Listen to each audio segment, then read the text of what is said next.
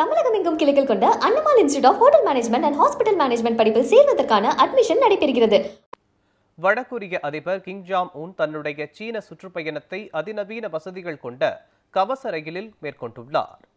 சீனாவில் நாளை நடைபெற இருக்கும் வெற்றி தின அணிவகுப்பில் கலந்து கொள்வதற்காக வடகொரிய அதிபர் கிம் ஜாங் உன் தலைநகர் பியாங்காக்கில் இருந்து தன்னுடைய கவச ரயிலில் புறப்பட்டார்.